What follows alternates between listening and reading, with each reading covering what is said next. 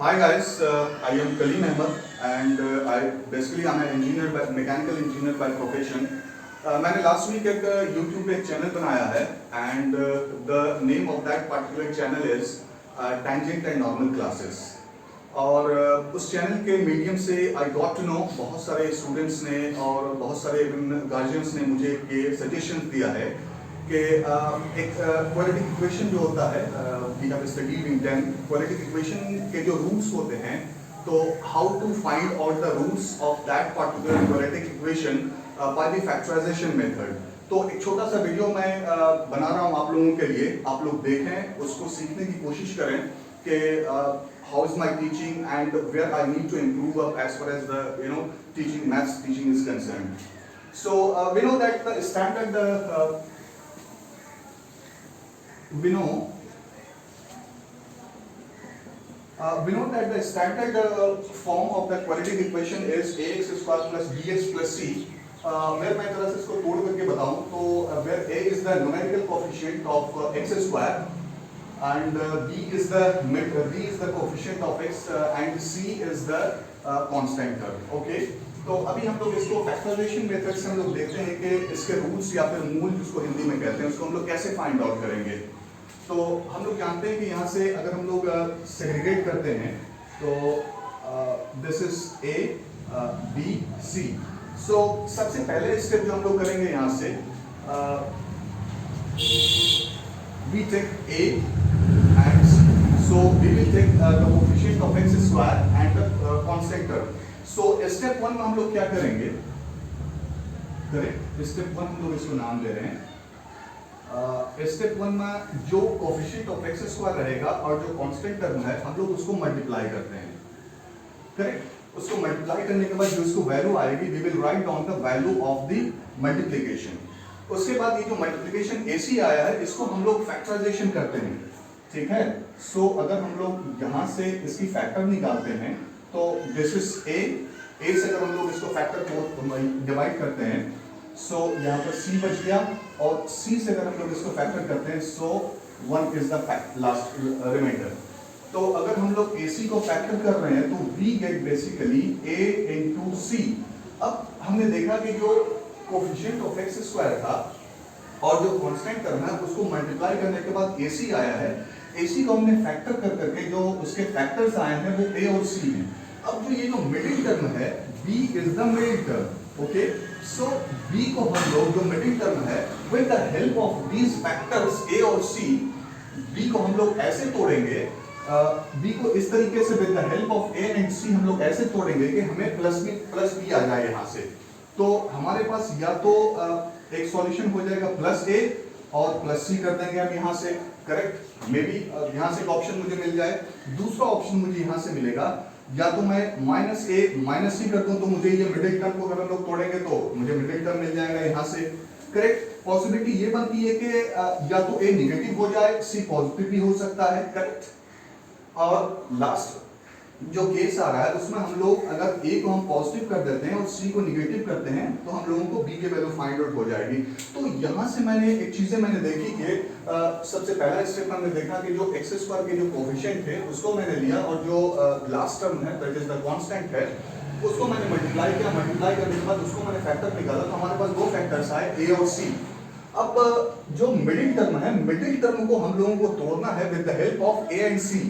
तो हम लोग देख रहे हैं कि यहाँ से a प्लस c करेंगे तो एक प्रोबेबिलिटी है कि b आ जाए यहाँ से, और अगर a निगेटिव आ जाए c निगेटिव आ जाए तो भी चांसेस है b यहाँ से आ जाए, माइनस a प्लस c से भी चांसेस हैं कि सो मतलब ये होगा कि केस 1 केस 2 केस 3 4 और 4 केसेस में से कोई एक केसेस ऐसे होंगे जहां पर से आपको के b की वैल्यू चली आए, करेक्ट। सो अगर मान लेते हैं हम यहाँ से suppose this is the first case, so b is equal to a plus c को करने के बाद हमें b की वैल्यू आ रही है। तो हम एक छोटा सा एग्जांपल देखते हैं, with the help of that example हमें पता चलेगा कि जो फैक्टराइजेशन में पढ़ा रहा हूं वेदर इट इज क्लियर और नॉट। तो यहाँ से एक क्वाड्रेटिक इक्वेशन हमने लिया है plus 9 is equal to 0। Step 1 मैंने क्या कहा था, स्टेप 1 जो मैंने कहा है कि हमें x स्क्वायर का कोएफिशिएंट भी करना है और कांस्टेंट टर्म को उठाना है। So if we take odd सो यहाँ से a की जो वैल्यू आ गई वो 4 आ गई, करेक्ट, क्लियर है।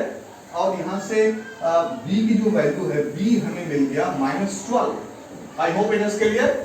b is the middle term, c is the constant term, a is the quadratic coefficient जिसको हम लोग कहते हैं, और यहाँ से c इज इक्वल टू आ गया +9, करेक्ट। सो सबसे पहला स्टेप मैंने बताया होगा कि a एंड c को मुझे मल्टीप्लाई करना है, तो 4 is multiplied by 9, so we get 36 over here, correct। so दूसरे स्टेप में मैंने बताया होगा कि जो मल्टीप्लाई करके a और c को जो नंबर्स आ रहे हैं उसको मुझे फिर फैक्टर्स निकालने हैं। so अगर मैं 36 को फैक्टर निकालूंगा यहाँ से, तो मुझे यहाँ से जो फैक्टर्स आएंगे 2 से निकालेंगे तो ये क्या हो जाएगा 18, करेक्ट। और फिर 2 से अगर मैं ये करूंगा तो यहाँ पर 9 आ जाएंगे, फिर 3 से करूंगा तो ये 3 आ जाएगा, एंड 3 से अगर मैं फर्दर ये करूंगा तो जो रिमाइंडर जो आ रहा है वो 1 आ गया। अब मैं यहाँ से देख रहा हूँ कि इसको अगर 36 को अगर हम लोग फैक्टर निकाल रहे हैं, so 36 is equal to 2 into 2 into 3 into 3। So मुझे यहाँ से क्या पता चला, अगर मैं सपोज के इसके 4 मल्टीपल्स हो गए 36 के, करेक्ट। 2 into 2 into 3 into 3 मतलब 2 to जा 4, 3 जा 12, 3 जा 36। सो अगर मैं 3 को 2 से मल्टीप्लाई कर दूं फर्दर और 2 को 3 से मल्टीप्लाई कर दूं फर्दर, तो हमारे पास दो फैक्टर्स, दो न्यूमेरिकल नंबर्स आ गए 6 और 6। अब यहाँ से हम देखते हैं कि अब 6 और 6 को अगर हम जोड़ देते हैं, if we add 6 and 6 of course we the result is 12। However अगर मैं फर्दर अगर -6 और -6 करता हूं तो हमारे पास क्या आ रहे हैं 12। इसका मतलब ये हो गया कि -12 को with the help of a and c, correct. 36 का हम लोगों ने फैक्टर लिया, फैक्टर निकलने के बाद हम लोगों के पास जो न्यूमेरिकल नंबर्स आ रहे हैं यहाँ पे, उसको मैंने -12 को -6 एंड -6 में उसको हम लोग तोड़ सकते हैं। फर्दर हम लोग लिख सकते हैं 12x is equal to -6x - 6x। Hope it is clear. So -6 - 6 क्या हो जाएगा, -6 ऑफ कोर्स 12। अब हम लोग फर्दर देखते हैं।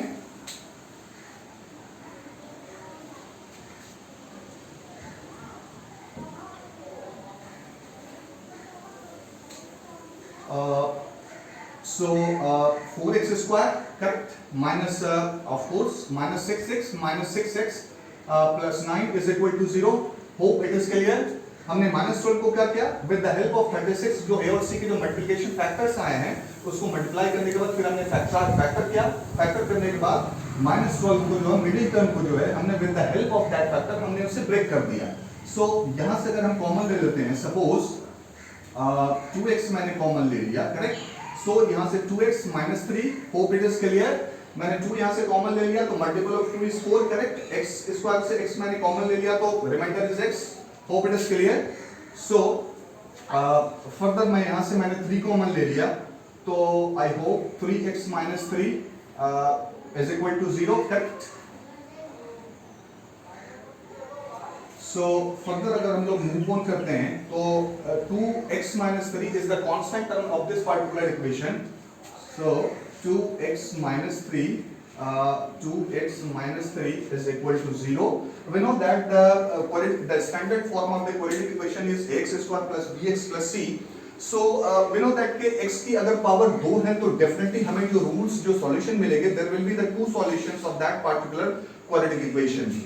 So यहाँ से अगर हम लोग इसको फर्दर ब्रेक आउट करते हैं तो of course 2x - 3 is equal to 0 and 2x - 3 is equal to 0। Further if we calculate करते हैं 2x is equal to 3, so x is equal to 3/2 is the one root of that particular quadratic equation। 4x square minus 12x plus 9 is equal to 0। Further यहाँ से 2x is equal to 3, correct. so x is equal to 3/2। तो यहाँ से हम लोग देख रहे हैं कि फर्दर जो फैक्टराइजेशन मेथड से जो हम लोगों ने कैलकुलेट किया, x के दो रूट्स आ रहे हैं 3/2 and 3/2, both roots are clear। so I hope this method is very clear। और रेगुलर बेसिस में मैं कुछ एक आध एग्जांपल्स मैं लेते रहूंगा so that कि आपके जो भी कंफ्यूजन्स हो, फैक्टराइजेशन मेथड से हम लोग क्वाड्रेटिक इक्वेशन के रूट्स को कैसे कैलकुलेट करें, you will definitely come to know, and this video will definitely help out to make your concept clear. So please subscribe my channel and comment if further improvement is needed. Thanks a lot. Thank you very much.